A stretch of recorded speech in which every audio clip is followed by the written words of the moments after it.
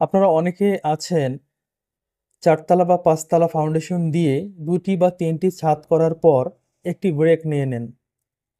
ভিডিওতে দেখছেন এই এটি একটি চারতলা ফাউন্ডেশন বিশিষ্ট বিল্ডিং।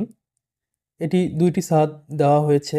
তার উপরে যে রডগুলো ছিল সেই রডগুলোর অবস্থা দেখুন যে ছাদ লেভেলে ভেঙে নিয়ে যাওয়া হয়েছে। এটি মালিকের একটি অবহেলার কারণে এটি হয়েছে। কোনো সিকিউরিটি ইস্যু ছিল না এখানে। কোনো ক্যামেরার ব্যবস্থা মানে এন্ট্রেন্স মানে যে সিঁড়ি দিয়ে আপনি ঢুকছেন সেখানে একটি ক্যামেরার ব্যবস্থা রাখা। এই বাড়িতে উনি দীর্ঘদিন ছিলেন না। না থাকার কারণেই কিন্তু এই ঘটনাটি ঘটেছে। চাইলে কিন্তু আপনারা একজন সিকিউরিটি রাখতে পারেন। একটি বাড়ি করছেন, সিকিউরিটি রাখা অবশ্যই দরকার। এবং অনেককে দেখেছি যে এটি না হয় কোনো মানুষ বা চোর ভেঙে নিয়ে গেছে।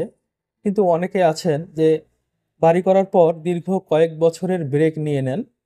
সেই ক্ষেত্রে হয় কি বৃষ্টিতে ভিজে মরিচা পড়ে কলামের রডগুলো আস্তে আস্তে নষ্ট হয়ে যায়। তাদের ক্ষেত্রে একটি বিষয় আছে, আপনারা এটি ঢালাই করে রাখতে পারেন।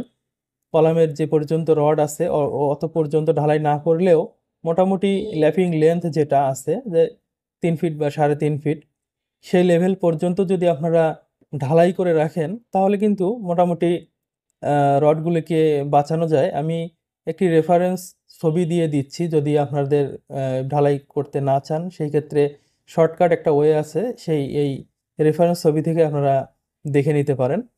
অথবা যদি ভেঙে নিয়ে যাওয়ার কোনো ভয় বা ইস্যু থাকে তাহলে আমার মনে হয় মোটামুটি ঢালাই করে দিলেই ভালো হয়। আপনাদের বিল্ডিং আপনাদেরকেই সুরক্ষা দিতে হবে। যাই হোক, ভিডিওটি শেষ পর্যন্ত দেখার জন্য অসংখ্য ধন্যবাদ। ভালো থাকবেন, সুস্থ থাকবেন।